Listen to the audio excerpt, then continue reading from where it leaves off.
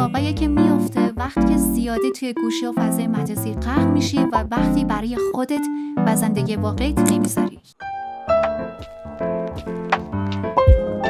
سلام به همگی، به کانال من خوش اومدی. امروز برایم در مورد یه چیز صحبت میکنیم که برای خیلی از ماها به یه مشکل اساسی تبدیل شده. وسواس ما به گوشیامون. مطمئنم وقتی میگم خیلی راحت میشه توی اسکرول بی پایان بازی‌های بی هدف یا نوتیفای مداوم غرق شد، حرفمو قبول میکنی. اما اگه بهت بگم که کنار گذاشتن گوشی میتونه زندگیت از راههای بیشماری تغییر بده و بهبود ببخشه، چی میگی؟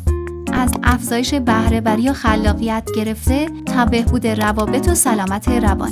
یکم استراحت کردن و دور موندن از این دستگاه میتونه فوق‌العاده مفید باشه.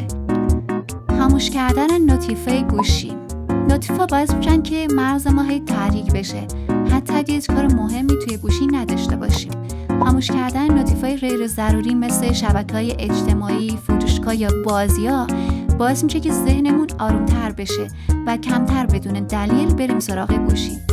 به نظرم بهتر که فقط تماس‌های ضروری و پیام‌های کار رو روشن بذاریم.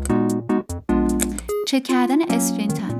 خیلی وقتا ما خودمون خبر نداریم که چقدر وقتمون رو توی گوشی تلف میکنیم.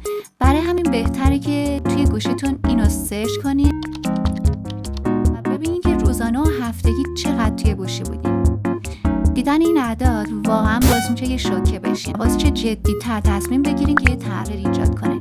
حتی میتونین هدف گذاری کنین که هر هفته 30 دقیقه کمتر تایمتون رو تو گوشی بگذارین. چالش‌های کوتاه مدت. توضیحاتش اینجوریه که یه چالش واسه خودت بسازی. مثلا 24 ساعت بدون اینستاگرام یا 3 روز بدون یوتیوب. میتونی بگی یه هفته بدون بازی موبایل یا هر چیز دیگه. این چالش باعث میشه بفهمی که بدون گوشی هم میتونی زندگی بکنی و لذت ببری.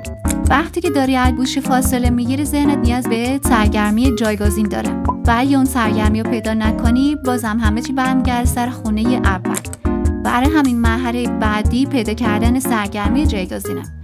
با من مثال میتونی آشپزی کنی، کتاب بخونی، درساتو بخونی، کلی کار انجام بدی که همشون کارش سالمی هستن.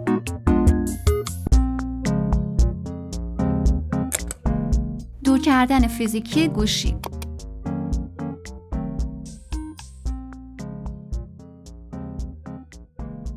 موقع یه کاری دارین گوشی از خودتون دور نگه دارین، خاموشش کنین که اون تایم روشن شدنش طول بکشه، به حالت پرواز بذارینش و موقع خواب حتما گوشی از خودتون دور بذارین.